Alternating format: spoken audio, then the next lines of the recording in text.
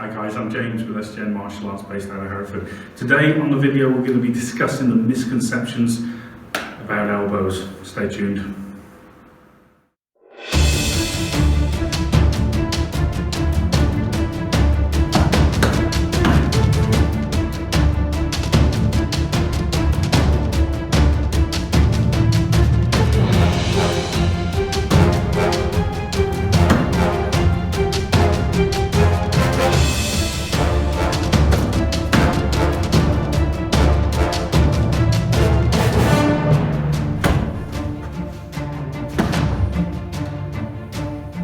So guys, what we're going to be talking about is elbows. Within the context of the martial art we study, we can look at elbows and say there's roughly 5 ways we can generate power using an elbow. And these 5 ways would be up, so we're striking up, down, again, using the word strike, but really I want you to think about create energy with it. Down, we can strike behind, okay? We can strike with a circular motion, or we can strike laterally out to the side.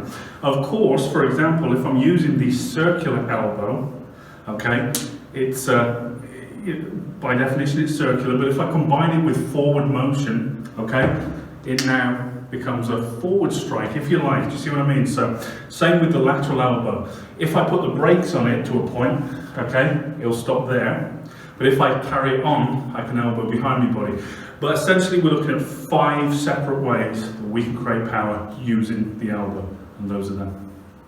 The elbow is a close range fighting technique. It requires me to be within a certain proximity of my target to be able to use it. Of course, the elbow is not solely a close range fighting technique. We can do short punches, etc., headbutts, all the rest of it.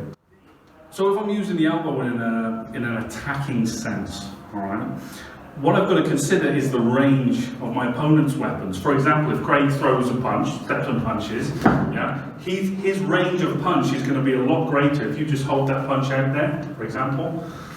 His range of punch is going to be a lot greater than my elbow. He's already hit me, and there I am, okay? So in that context, I have to close the gap to use the elbow as a strike. For example, he's here, 1, there, underneath with the elbow.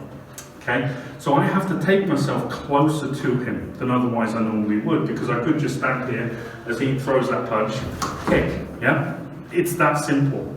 Now, however, if I reverse the psychology of it and I use the elbow in an offensive manner, but defensively, this is what it might look like. So as Craig throws a punch, whack, on his fist, okay? So I'm using the elbow defensively, but I'm attacking a close target, okay? Once again, 1, use that elbow, destroy the wrist, destroy the fist, okay? And believe me, that's gonna hurt, all right?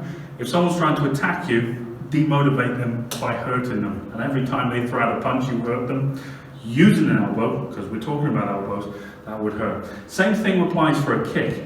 Okay, if I'm out here and I want to think, oh, I use an elbow, I don't want to close the gap necessarily. All right, if he's throwing a kick, for example, I'm here, use that elbow to destroy the leg, or at least injure him. How many kicks do you think he's going to want to throw before he, starts to really hurt? You're doing the elbow because it's there, okay, because it makes sense to, not because you're pre-planning it. If you have to pre-plan for an elbow, so right, here we are, we're fighting. First thing I'm going to do is I'm going to go off with an elbow, That's a really good way to get a punch yourself, all right? Because you're trying to pre-plan it. What I'd like you to consider is that striking with them is probably the simplest form of applying it, all right? Elbow can be so much more, okay? Elbows can be hidden. Sometimes you won't even see them. That's what I'm going to talk about next.